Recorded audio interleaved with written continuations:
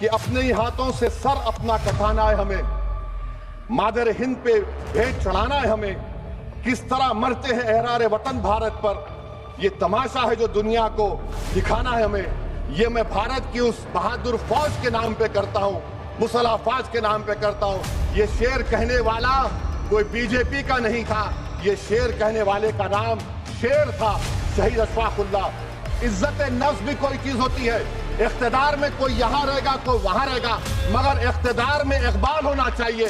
मैं फिर से हुकूमत से कह रहा हूं, पाकिस्तान टेररिज्म करेगा, आप तैयार हो जाइए।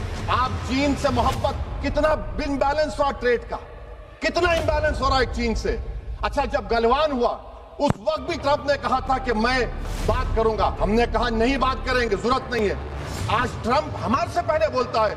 मैं शुरुआत में अपनी तरफ से ताज़ियत पेश करना चाहूंगा उन 26 लोगों को जिनका नाम पूछकर और मुसलमान नहीं होने के नाते पर उनको गोली मारकर कत्ल कर दिया गया।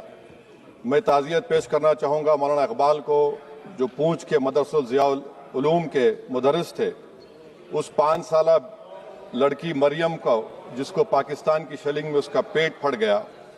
मैं ताज़ियत पेश करना चाहूँगा मैडम जैन अली और उर्वा फातिमा, इन दो जुड़वा भाई बहनों को जिनकी उम्र 14 साल थी। लांस नायक दिनेश कुमार को, बीएसएफ के सब इंस्पेक्टर मोहम्मद इम्तियाज़ को। मैं शुक्रिया अदा करना चाहूँगा कश्मीर की आवाम का कि उन्होंने पहलगाम के वाक़े के बाद मस्जिदों से ऐलान किया मजम्मत का, बग़ैर किसी के बोलने पर रोड पर निकलकर उन्होंने पाकिस्तान से आए हुए दहशतगर्दों की मजम्मत की।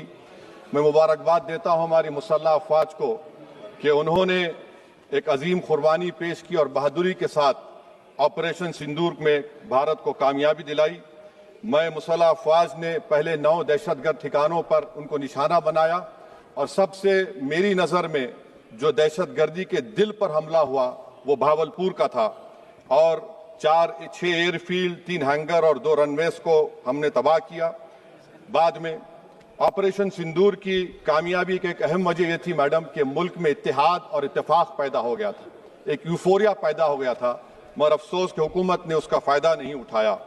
मैं आज भी कह रहा हूं, जिम्मेदारी के साथ कह रहा हूं कि पाकिस्तानी फौज, पाकिस्तान की आईएसआई, पाकिस्तान का डीप स्टेट, उनका हयाती मकसद ये है कि हमेशा भारत को कमज़ोर किया जाए। और अगर हमको इन ताकतों को कमज़ोर करना है तो देश में इत्तेहाद और इत्तेफाक को बरकरार रखना पड़ेगा। अगर हम बुलडोज़र के ज़रिए या फिर लिसानी जबर के ज़रिए या मजहबी फ़िरका परस्ती के ज़रिए अक़लियतों को निशाना बनाएंगे तो हम खुदा ना खास्ता उन पड़ोसी मुल्क के दहशतगर्द तंजीमों को कहीं कामयाब ना हो जाए। मैडम, मैं आपके सामने ये भी कहना चाहूँगा कि इत्तेहाद और इत्तेफाक इस मुल्क में जब मजबूत होगा तो हमको बैनुल अक़वामी सतह पर दिखाने की ज़रूरत नहीं पड़ेगी। मैं आपकी तरफ से हुकूमत से चंद सवालात करना चाहूँगा कि वज़ीर आज़म ने कहा कि खून और पानी एक साथ नहीं बह सकते, आतंकवाद और बातचीत एक साथ नहीं हो सकती। तो मेरा सवाल आपके ज़रिए से वज़ीर आज़म और हुकूमत से ये है, फिर जिन इंसानों को बैसारा की वादी में मारा गया था, क्या आपका ज़मीर इस बात की इजाज़त देता है कि आप ट्रेड बंद कर दिए, पाकिस्तान का एयरक्राफ्ट हमारे एयर स्पेस में नहीं आ सकता, उनकी कश्ती हमारे पानी में नहीं आ सकती, ट्रेड खत्म हो चुका है डायरेक्ट इनडायरेक्टेड, आपका ज़मीर जिंदा क्यों नहीं है? किस सूरत से आप पाकिस्तान से क्रिकेट मैच खेलेंगे जब हम पानी नहीं दे रहे हैं? 80% पानी पाकिस्तान का हम रोक रहे हैं, ये कहकर के पानी और खून नहीं बहेगा, आप क्रिकेट मैच खेलेंगे? मैडम, मेरा ज़मीर तो गवारा नहीं करता कि मैं उस मैच को देखूंगा। क्या इस हुकूमत में इतनी हिम्मत है कि उन 25 मरने वालों को फोन करके कहे कि देखो हमने ऑपरेशन सिंदूर में बदला ले लिया, अब तुम पाकिस्तान का मैच देखो? बड़ी अफसोस की बात है मैडम। मैडम, अकाउंटेबिलिटी किस पर है? पहलगाम किसने किया? 7.5 लाख हमारी फौज और सेंट्रल पैरामिलिट्री फोर्स है, ये कहां से 4 चूहे घुसकर हमारे भारत के नागरिक को मारे? अकाउंटेबिलिटी किस पर फिक्स होगी? एलजी पर फिक्स होगी तो एलजी को बरतरफ करिए, आईबी पर आती है तो एक्शन लीजिए, पुलिस पर आती है तो एक्शन लीजिए, मगर आप ये समझ रहे हैं कि ऑपरेशन कर दिया और हम खामोश लोग भूल जाएंगे। अकाउंटेबिलिटी फिक्स करना पड़ेगा। मैडम, डिटरेंस आपकी क्या है? आपने सर्जिकल स्ट्राइक किया, आपने बालाकोट किया, फिर ये पहलगाम हुआ, तो आपकी डिटरेंस की पॉलिसी नाकाम साबित हुई, कश्मीर की पॉलिसी नाकाम साबित हुई, 370 हटा दिया आपने एक रियासत को यूटी बना दिया और उसके बावजूद भी दहशतगर्द वहां पर पहुंच गए। तो और अफसोस मुझे इस बात का होता है मैडम कि पाकिस्तान को हम जानते हैं, पाकिस्तान और इजराइल इस पूरी दुनिया में एक फेल्ड स्टेट है और पाकिस्तान के आर्मी चीफ को, जिससे हमारे स्ट्रेटेजिक रिलेशनशिप, इसको अपना दोस्त कहते हैं, उस देश का प्रेसिडेंट उस शख्स को बुलाकर खाना खिलाता है अपने साथ जिसके भाषण से हमारे लोग मारे गए थे। तो क्या आपकी खारजा पॉलिसी कामयाब हुई? आप देख लीजिए। अच्छा, हमारे देश में एक ऐसी तंजीम है जिसका वजूद नफरत की बुनियाद पर और मजहबी अज़वियत को फैलाने के लिए बनाया गया। उनको तकलीफ है सेकुलरिज्म से, सोशलिज्म से, मगर हमारे संविधान के प्रियम्बल में लफ्ज सॉवरेन है। सॉवरेन का मतलब यह है कि हम खुद मुख्तार हैं, हम हाकिम आला हैं, हम अपने मुल्क के मुकद्दर का फैसला करेंगे। एक गोरा व्हाइट हाउस में बैठकर भारत की सीज फायर का ऐलान करेगा, यह आपका नेशनलिज्म है। अफसोस होता है मुझे सर। मैडम मैं आपसे पूछना चाह रहा हूं कि अगर एक चचा सैम ऐलान कर रहे हैं तो हमारी फौज पर क्या असर पड़ा होगा, हमारे उन पायलटों पर क्या असर पड़ेगा जो नहीं मालूम कितनी ऊपर आसमानों पर भारत की हिफाजत कर रहे हैं। वो नेवी का सिपाही जो समंदर में खड़ा हुआ है, उसको यह नहीं मालूम हो रहा है कि मेरा प्रधानमंत्री ऐलान नहीं किया, एक गोरे ने ऐलान किया। बड़ा ये आपके कैसा होगा ये। मैडम मेरा सवाल हुकूमत से यह भी है कि हम कोई एडवर्सेरियल कंट्री नहीं है अमेरिका के लिए, हम दोस्त हैं, स्ट्रेटेजिक रिलेशनशिप है, क्या क्या एग्रीमेंट हमने साइन नहीं किया, तो क्या ये दोस्ती निभा रहे हैं? मैडम मैं हिस्टोरिकल एग्जांपल दे रहा हूं, क्रुश्चेव और टीटो। क्रुश्चेव ने दबाव डाला, टीटो ने कहा मैं नहीं मानता, मैं नैम ज्वाइन करूंगा। मैडम फ्रांस और यूएसए, डिगोल को जब यूएसए ने दबाव डाला तो डिगोल ने कहा कि तुम दोस्त हो मगर हमारी खारिजा पॉलिसी आजाद ना है। मैडम वहीं पर आप देखिए गुजराल साहब, जिसको कहते सबसे कमजोर थे, वजीर आजम थे, उन्होंने बहादुरी का मजारा किया, रिफूलिंग करने नहीं दिया। वियतनाम 20 साल यूएसए से लड़ा मगर झुका नहीं, और हम उनको बोल भी नहीं पा रहे, हम तो कोई दुश्मन मुल्क तो नहीं है अमेरिका के, ये आपको समझने की जरूरत है। और मैडम यहां पर वजीर खारजा ने कहा वो चीन गए, डिप्टी चीफ ऑफ स्टाफ ने कहा कि चीन के इक्विपमेंट एक लाइव लैब था हमारे उनके लिए। क्या आपने कहा चीन को कि तुमने क्यों दिया पाकिस्तान को हथियार? आप नहीं कहे।